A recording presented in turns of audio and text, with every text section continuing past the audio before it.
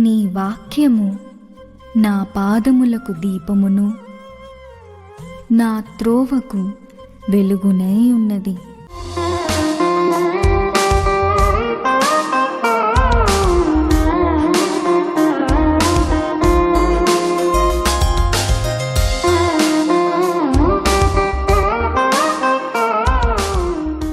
వాక్య దర్శన వీక్షకులకు, దైవమందిర విశ్వాసులకు క్రీస్తు నామములో శుభములు, శుభాభివందనాలు చెల్లిస్తున్నాను. అలాగనే ఈ రాత్రి దేవుడు మనతో మాట్లాడుతున్న అంశం ఏంటంటే ప్రార్థనా ఫలం అనే అంశాన్ని దేవుడు మనతో మాట్లాడుతున్నాడు.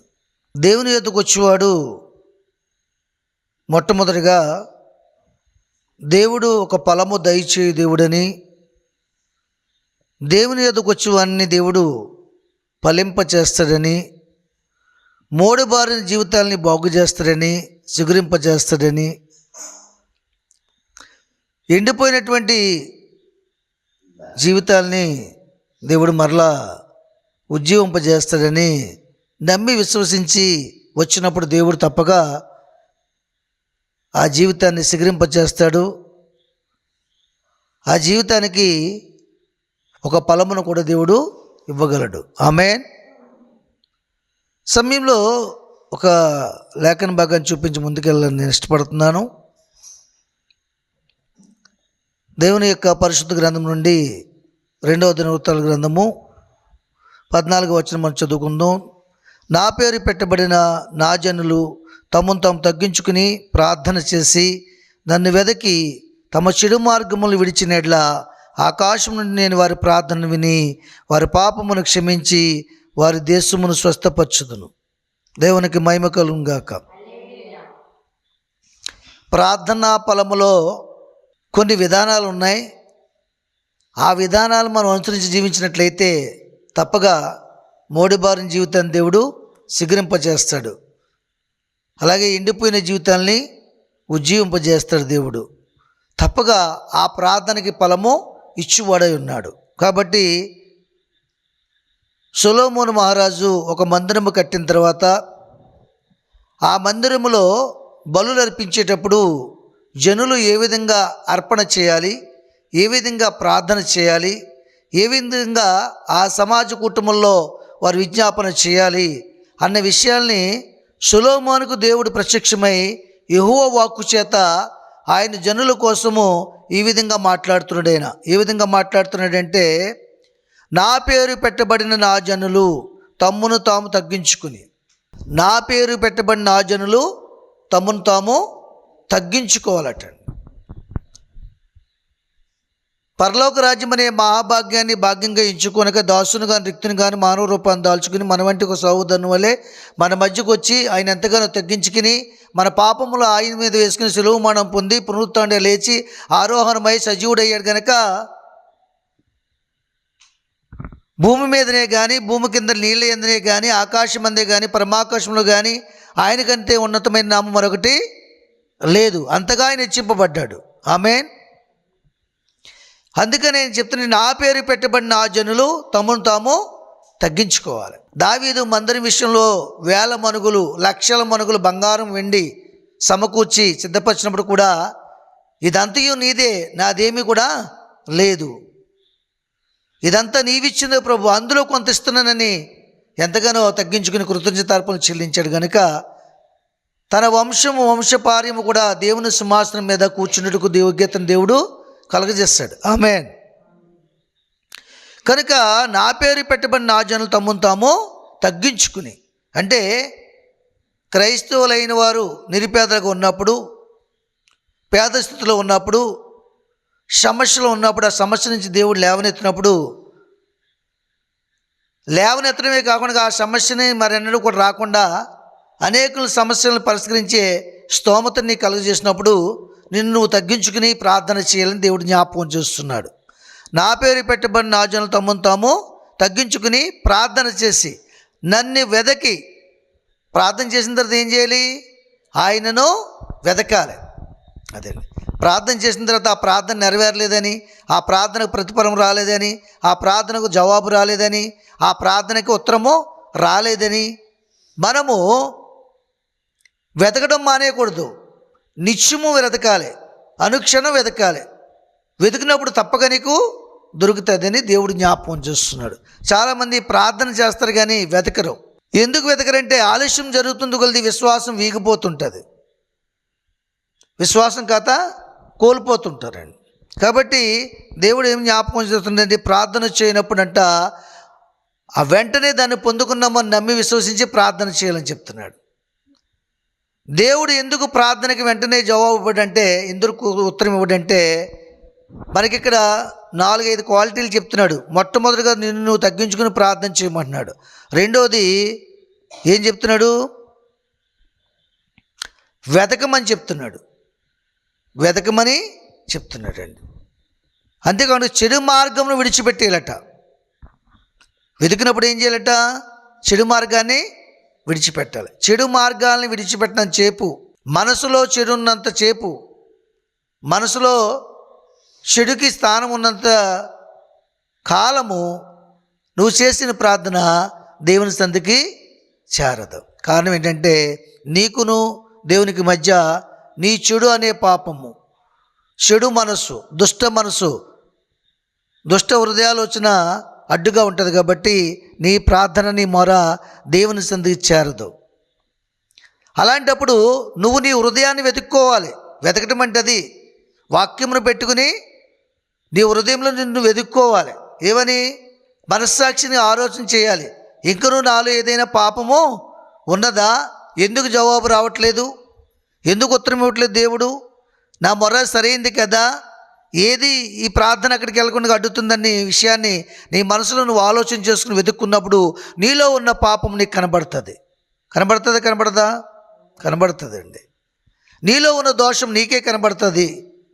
నీ తదుపరి ఎవరికి కనబడుతుంది? దేవునికి కనబడుతుంది. మరి మూడో వ్యక్తి ఎవరికి?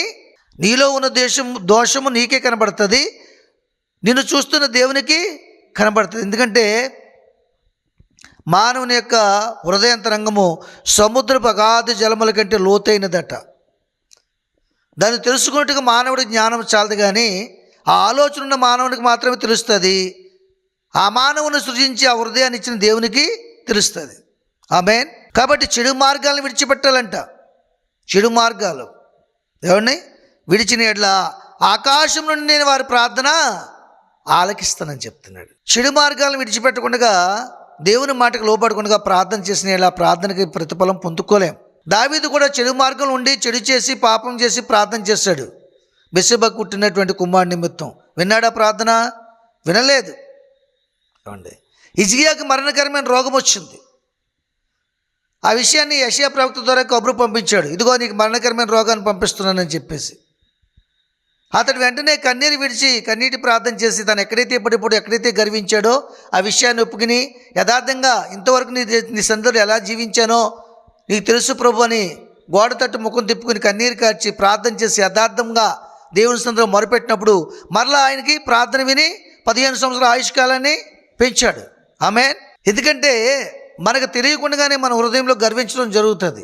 మనకు తెలియకుండానే మనకున్న స్థితులను బట్టి అతిశయించడం జరుగుతుంది. అలాంటి అతిశయం కూడా పులిసిన పిండి కొంచెమైనను ఆ పాత్రను అంతటిలో ఉన్నటువంటి పిండి అంతటిని కూడా పాడు చేస్తుందని దేవుని వాక్యం సెలవిస్తుంది. అతిశయిస్తే దేవుని యందు అతిశయించాలి, సంతోషిస్తే ఆయన వాక్యం అందే సంతోషించాలి, ఆయన ఆరాధన అందే సంతోషించాలి. కాబట్టి చెడు మార్గాలను విడిచి తమ్మును తాము తగ్గించుకుని వెదకిన ఎడల ఆకాశం నుండి వారి ప్రార్థన నేను విని వారి పాపమును క్షమించి వారి దేశమును స్వస్థపరచుదును. వారి పాపమును క్షమించి వారి దేశమును స్వస్థపరుస్తున్నట్టుంది. దేశం అనగా మనం ఉండే నివాస స్థలము, మన దేహము, మన గృహము. యాక్చువల్గా మనం ఉండే దేశానికి రోగం రాదు స్వస్థపరచడానికి. మనం ఉండే నివాస స్థలానికి కూడా రోగం రాదు. ఆయన ఉండే నివాస స్థలమైన మనకే రోగం వస్తుంది. ఎందుకు వస్తుందంటే చెడు మార్గాలు విడిచిపెట్టకపోతే. చెడు అంటే ఏదో కాదు, ఎవరిదో దొంగతనం చేయడమో, లేకపోతే అపహరించడమో, మరి పొరుగు వారిని ఆశించడమో, ఏమండి శరీర కోరికల పరంగా పడిపోవడం, ఇవి కాదు. ఇవన్నీ కూడా వదిలిపెడతాం మనం. ఇవన్నిటి చేత పట్టబడితే దేవుని నామానికి అవమానమని మనకు అపకీర్తని చెప్పేసి దొంగతనాన్ని చేయడం విడిచిపెడతాం, శరీర సంబంధమైన కోరికలు కూడా చంపుకుంటాం. కానీ హృదయంలో ఆలోచన తీసివేసుకోలేము. ఆ ఆలోచన నీకే కనబడుతుంది కానీ దేవునికి కనబడదు, మరి ఎవరికి కనబడదు. పైకి ప్రేమగా మాట్లాడతాం, లోపల పగ ఉంచుకుంటాం. ఎవరైనా తప్పు చేస్తుంటే వారిని బహిరంగంగా గద్దించి వారికి బుద్ధి చెప్పం, మనకెందుకులే అనుకుంటాం. ఇలాంటివన్నీ కూడా దురాలోచనలు, దుష్టాలోచనలు ఇవన్నీ కూడా ఏంటంట, మనలో పాపమును మనకు తెలియకుండానే కలుగు చేసి పాపానికి నివాసస్థలంగా మన హృదయాన్ని స్థిరపరుస్తాయి. ఆమేన్. కాబట్టి ఆయన స్వస్థపరుస్తున్నాడు. వారి ప్రార్థన విని వారి పాపమును క్షమించి వారిని స్వస్థపరుస్తాను. స్వస్థపరచడం అంటే నీ దేవునికి, నీ ఎముకలకు సత్తువా, నీ శరీరమునకు ఆర్జము. ఎప్పుడు వస్తుంది? సామెతల గ్రంథంలో ఉంటుంది 3వ అధ్యాయంలోది. యెహోవా యందు భయభక్తులు కలిగి ఆయన త్రోవలందు నడుచుచు చెడు మార్గమును చెడుతనమును విడిచిన యెడల నీ ఎముకలకు సత్తువ, నీ శరీరమునకు ఆరోగ్యం కలుగుతుంది. ఆమేన్. కాబట్టి దేవుని సన్నిధానంలో చెడు మార్గము విడిచిపెట్టాలి, దుష్ట మార్గాన్ని విడిచిపెట్టాలి, దేవుని మార్గంలోనే జీవించాలి. నేనే మార్గము, నేనే సత్యము, జీవమునై ఉన్నానని చెప్తున్నాను. అప్పుడటైనా మన ప్రార్థన ఆలకించి మన పాపములు క్షమించి మన దేశమును స్వస్థపరుస్తుడట. పాపం వల్ల వచ్చే జీతము మరణము, దాని నుంచి తప్పించి నిత్యజీవంలోనికి, నిత్యరాజ్యంలో ప్రవేశపెట్టడానికి అర్హులుగా చేస్తాడు దేవుడు. ఆమేన్. అలాంటి ప్రార్థన వారి జీవితంలో కొంతమంది చేస్తున్నారు భక్తులు. వారిని మీకు చూపించాలని ఆశపడుతున్నాను. ఆదికాండము 13వ అధ్యాయం, ఆదికాండం 13వ అధ్యాయము 1-6 వచనాలు చదువుతాను నేనే, వినండి. అబ్రాహాము తనకు కలిగిన సమస్తం, తన భార్యను, తనతో కూడా ఉన్న లోతును వెంటబెట్టుకుని ఐగుప్తులో నుండి నెగ్గుమునకు వెళ్ళాను. అబ్రాహాము వెండి బంగారము పశువులు కలిగి బహుధనవంతుడై ఉండెను. అతడు ప్రయాణము చేస్తూ దక్షిణం నుండి బేతేలు వరకు, అనగా బేతేలుకును ఆయికిని మధ్య తన గుడారం మొదట ఉండిన స్థలం వరకు వెళ్ళి తాను మొదట బలిపీఠంను కట్టిన చోట చేరాను. అక్కడ అబ్రాహాము యెహోవా నామమున ప్రార్థన చేస్తాను. అబ్రాహాముతో కూడా వెళ్ళిన లోతునకును గొర్రెలు, గుడ్లు, గుడారములు ఉండిన కనుక వారు కలిసి నివసించుటకు ఆ ప్రదేశం చాలకపోయాను. ఎందుకనగా వారి ఆస్తి వారు కలిసి నివసించలేనంత విస్తారమై ఉండెను. ఆమేన్. చూసారా, అబ్రాహాము కూడా మరి తను కలిగిందంతటిని కూడా దేవుడు ఆశీర్వదించిన తర్వాత మొట్టమొదటి దేవుడు దర్శించినప్పుడు అక్కడ బలిపీఠాన్ని కట్టాడు. ఆ బలిపీఠాన్ని కట్టిన తర్వాత బయటకు వచ్చి ఆశీర్వదింపబడ్డాడు. బహుగా ధనం సంపాదించాడు, మరి గొప్ప ఆస్తి సంపాదించాడు. మరలా ఆ సంపాదన అతన్ని పట్టుకుని ఎక్కడైతే బలిపీఠం కట్టాడో అక్కడికి వెళ్ళి యెహోవా నామములో ప్రార్థన చేశాడు. ఏం చేశాడమ్మా? ప్రార్థన చేశాడు యెహోవా నామములో. ఎప్పుడైతే ప్రార్థన చేశాడో మరి అక్కడ దేవుడు అంటే ఎంత ఆశీర్వదించాడంటే అబ్రాహాముని, తనతో కూడా వెళ్ళిన లోతును కూడా ఆశీర్వదించాడు. తనతో కూడా వెళ్ళాడు, లోతును కూడా ఆశీర్వదించాడు. ఇద్దరి ఆస్తి ఎంత అయిపోయిందంటే అక్కడ వారు ప్రదేశం అంతా చాలట్లేదంట, అంత విస్తారమైన ఆస్తిని సంపాదించారు.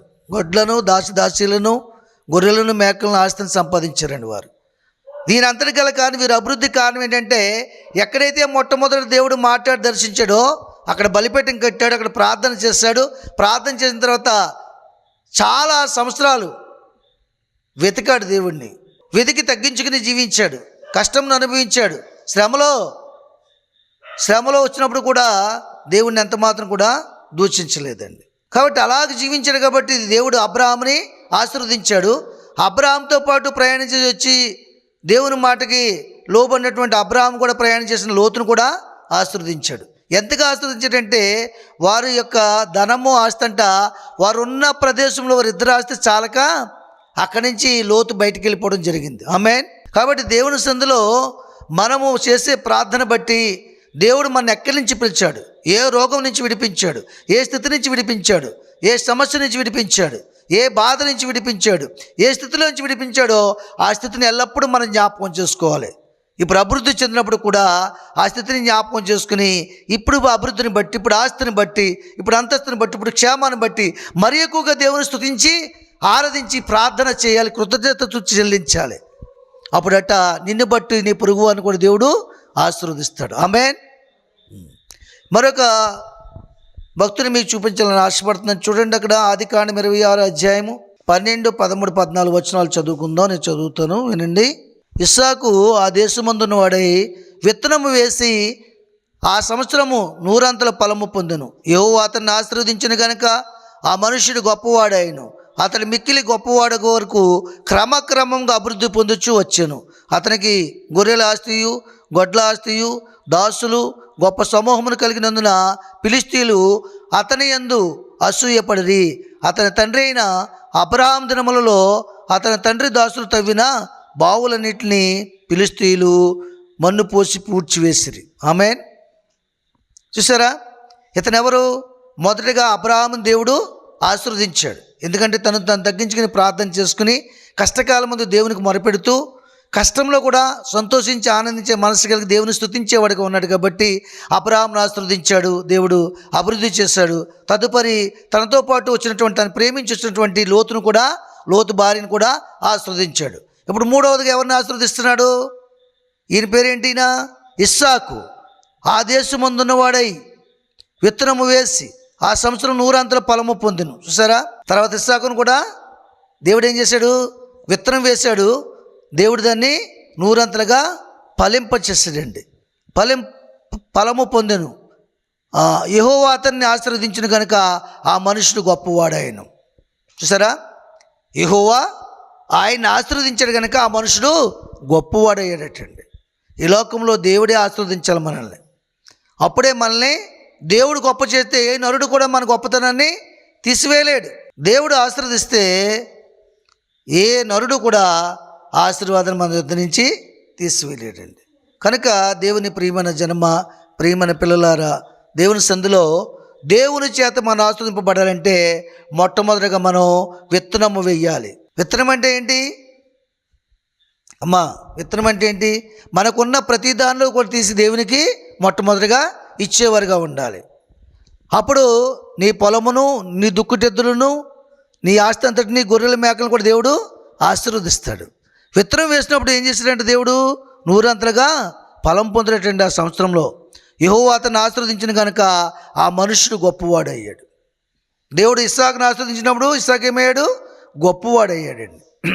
దాన్ని బట్టి అక్కడ ఏం జరిగింది? అతడు మిక్కిలి గొప్పవాడగు వరకు క్రమక్రమంగా అభివృద్ధి పొందుచూ వచ్చాను. చూసారా, అతడు మిక్కిలి గొప్పవాడయ్యేంత వరకు కూడా క్రమక్రమంగా అభివృద్ధి అవుతూ వచ్చేటట్టండి. కాబట్టి దేవుని సందులను మన క్రమక్రమంగా అభివృద్ధి చెందాలంటే క్రమమైన విజ్ఞాపన, క్రమమైన భక్తి, క్రమమైన విశ్వాసము, ఇవన్నీ కూడా మనం కలిగి దేవుని సందులో ఆత్మీయంగా అభివృద్ధి చెందినప్పుడు లోకపరంగా కూడా దేవుడు అభివృద్ధి ఇస్తాడు. కాబట్టి ఆ అభివృద్ధిని చూసట మరెవరు? అతనికి గొర్రెల ఆస్తి, గొడ్ల ఆస్తి, దాసులు గొప్ప సమూహం కలిగినందున ఫిలిష్తీయులు అతని యందు అసూయపడ్డటండి. చూసారా, ఫిలిష్తీయులు ఎవరు? ఇశ్రాయేలుకి విరోధమైన వారు. అవునా కదండి? దేవుని ప్రజలకు విరోధులలో వాళ్ళు అసూయపడ్డారట. అసూయపడి ఆ తండ్రి తవ్వించిన బావులన్నీ కూడా, అబ్రహాము తవ్వించిన బావులన్నీ కూడా మూసివేస్తారట, మట్టిపోసి. చూసారా, కాబట్టి ఒక క్రైస్తవుడు అభివృద్ధి చెందితే మరి చాలామంది వెనకాల కన్నేసి ఉంచుతారండి. అప్పటి వరకు ఏం మాట్లాడరు. వాడు ఏమన్నా నెమ్మదిగా ఉన్నా, సంతోషంగా ఉన్నా, దేవుడు అతను ఆశీర్వదించినా, అతని పరిస్థితిని మార్చినా, వీడికి ఎక్కడి నుంచి వచ్చేస్తుందో, ఎలా వచ్చేస్తుందో, ఎలా బ్రతికేస్తున్నాడో, ఎలా జీవించేస్తున్నారో, ఈ కుటుంబానికి యజమానుడు లేడు, ఈ కుటుంబానికి కొడుకు సహాయం లేదు, ఎలా బ్రతికేస్తున్నారు, ఎలా చేసేస్తున్నారని చెప్పేసి అనేకులు మరి దేవుని అడిగిన వారు మన మీద దృష్టి ఉంచుతారట. వారి లెక్కలు వాళ్ళు వేసుకుంటారట. వేసుకున్నప్పుడు మనకు కొన్ని నష్టాలు కలిగిన ఆలోచన చేస్తారట. ఫిలిష్తీయులు చేసింది అదే. ఈ బావులు ఉండడం వల్ల ఇతని వ్యవసాయం పండేస్తుంది, బహుగా ఆశీర్వదింపబడ్డాడు, అభివృద్ధి చెందాడు, కాబట్టి ఈ బావులు మూసేస్తే ఇతను బాగు ఆగిపోద్ది, ఇతని ఆశీర్వాదం ఆగిపోద్దని చెప్పేసి వాళ్ళు అసూయపడి ఆ బావులన్నీ మూసేస్తారట. ఏమంటే దేవుడు ద్వారం తెరిస్తే మనుషుడు మూయతగునా? మూయలేడు. ఆయన ద్వారం తెరిస్తే ఎవడనూ మూయలేడు, ఆయన మూస్తే ఎవరినో తీయలేరు. దేవునికి మహిమ కలుగును గాక. కాబట్టి ఇతనికి ఆశీర్వాదం ఎక్కడి నుంచి వచ్చిందంటే అబ్రహాము దగ్గర నుంచి ఇస్సాకి ఆశీర్వాదం వచ్చింది. నీకును నీ సంతానమునకు అభివృద్ధి చేస్తాను, ఇశ్రాయేలీయుల కంటే ఎక్కువగా ఆశీర్వదిస్తానని వాగ్దానం చేశాడు. కాబట్టి అబ్రాహాము చేసినటువంటి అబ్రాహాముకున్న విశ్వాసాన్ని బట్టి, భక్తిని బట్టి, ఆసక్తిని బట్టి, శ్రమలో సంతోషించే మనసును బట్టి దేవుడు ఇస్సాకును కూడా ఆశీర్వదించాడండి. ఆమేన్. కాబట్టి తల్లిదండ్రులు లేని వారు ఎప్పుడు కూడా భక్తి చేయడం మానేయకూడదు. దేవుడి సందులో మనకిచ్చిన వాగ్దానం పట్టుకుని, ఈ సంవత్సరం దేవుడు నీకు ఏ వాగ్దానం ఇచ్చాడో ఆ వాగ్దానం పట్టుకుని భక్తి చేసిన యెడల నీ బిడ్డలను దేవుడు ఆశీర్వదిస్తాడు. నీ ఆశీర్వాదం వారిపైన వారసత్వాన్ని ఇస్తాడు. ఆమేన్. కాబట్టి నా పేరు పెట్టబడిన నా జనులు తమను తాము తగ్గించుకుని నన్ను వెదకి ప్రార్థన చేసిన యెడల, చెడు మార్గాలను విడిచిపెట్టిన యెడల వారిని నేను స్వస్థపరుస్తాను, వారిని ఆశీర్వదిస్తాను, వారి ప్రార్థన వింటాను, వారిని అభివృద్ధి చేస్తాను, వారిని ఎంతగానో హెచ్చిస్తానని చెప్పేసి ఒంటరిగా వాడిగా వచ్చాడు అబ్రహాము. దేవుడు ఆశీర్వదించలేదా? బహు ధనవంతుడు అయ్యుండి దేవుని మాట కొరకు దరిద్రుడిగా కట్టుబట్టలు కట్టుకుని వచ్చాడు. దేవుడు విడిచిపెట్టాడా? విడిచిపెట్టలేదండి. ఈ దినాల సేవకుల జీవితాలు కూడా చాలామంది జీవితాలు ఇలాంటి సాక్ష్యాలు ఉన్నాయి. కట్టుబట్టలతో వచ్చిన వారు ఈరోజు కోటీశ్వరులు అయిన వాళ్ళు ఉన్నారు. ఆమేన్. కాబట్టి సైకిల్ కూడా లేనటువంటి వారు ఈ దినాన్ని బెంచ్ కారులో తిరిగేవారు ఉన్నారు. ఆమేన్. ఇదంతా ఆయన కృప. ఆయన జ్ఞాపకం చేసుకునే వారిని మన జీవితాల్లో కూడా దేవుడు అనేకమైన అద్భుతములు చేశాడు, అనేకమైన కార్యములు చేసి మనల్ని ఆశీర్వదించాడు. ఆమేన్. మనల్ని స్వస్థపరిచాడు. మరణ ఛాయలో ఉన్న వాడిని మనల్ని బ్రతికించాడు. కరోనా సమయంలో చనిపోవాల్సిన నన్ను బ్రతికించాడు దేవుడు. ఇది నన్ను వాడుకుంటున్నాడు. అలాగే చాలామందిని బ్రతికించాడు దేవుడు. మరణ ఛాయలో ఉన్న వారిని మరణము తీసేసి జీవాన్ని ప్రసాదించాడు దేవుడు. ఏమండి, అప్పుల సమస్యలతో ఉన్నవారికి అవి తీర్చి దేవుడు ఉన్నతమైన స్థితిలో ఉంచాడు. బిడ్డలు లేక అంగలాస్తున్న వారికి బిడ్డలు ఇచ్చి ఆయన మహిమార్థమే వారిని సేవకులుగా వాడుకుంటున్నాడు. కనుక మరొక కుటుంబాన్ని కూడా మీకు చూపించాలని ఆశపడుతున్నాను. చూడండి, అక్కడ అదే ఆదికాండము 26వ అధ్యాయము 23, 24, 25. అక్కడ నుండి అతడు బెహెర్షెబాకు వెళ్ళెను. ఆ రాత్రి యెహోవా అతను ప్రత్యక్షమై, నేను నీ తండ్రి అయిన అబ్రహాము దేవుడును, నేను నీకు తోడై ఉన్నాను కనుక భయపడకము. నా దాసుడైన అబ్రహామును బట్టి నిన్ను ఆశీర్వదించి నీ సంతానం విస్తరింపజేసేది నేను చెప్పాను. అక్కడ అతడు ఒక బలిపీఠం కట్టించి యెహోవా నామమున ప్రార్థన చేసి అక్కడ తన గుడారము వేసును. అప్పుడు ఇస్సాకు దాసులు అక్కడ బావి త్రవ్విరి. చూసారా, ఇక్కడ ఎవరితో మాట్లాడుతున్నాడు దేవుడు? నీ తండ్రి అయినా అబ్రహాం దేవుణ్ణి. అసూయపడి ఆ దేశం నుంచి పంపేశారు వాళ్ళు, ఆయన అభివృద్ధిని చూడలేక. అప్పుడు ఎక్కడికి వచ్చాడైనా? అక్కడి నుండి అతను బెహెర్షెబాకు వెళ్ళాడు. ఆ రాత్రి యెహోవా అతను ప్రత్యక్షమై, నేను నీ తండ్రి అయిన అబ్రహాము దేవుడును, నీకు తోడే ఉన్నాను గనుక భయపడకము. నీవు నా దాసుడమైన అబ్రహామును బట్టి నిన్ను నేను ఆశీర్వదించి సంతానమును విస్తరింపజేస్తుందని చెప్పినప్పుడు అక్కడ అతడు ఒక బలిపీఠం కట్టించి యెహోవా నామమును ప్రార్థన చేసి అక్కడ తన గుడారం వేసుకున్నాడు. ఆమేన్. అంటే ఈ జరుగుతున్నటువంటి సందర్భాలన్నీ ఏంటంటే, దేవుడు వారి జీవితంలో వారి కార్యం చేసినప్పుడు వారు ఏం చేస్తారంటే కృతజ్ఞత స్తుతి చెల్లిస్తున్నారు. దేవుడు మన జీవితంలో కార్యం చేసినప్పుడు ఏం చేయాలంటే, కార్యమును అనుభవించి అలా ఆగిపోకూడదు. దేవునికి ఏం చేయాలి? స్తుతి చెల్లించాలి. బలిపీఠం కట్టి అక్కడ ప్రార్థన చేస్తారు వారు.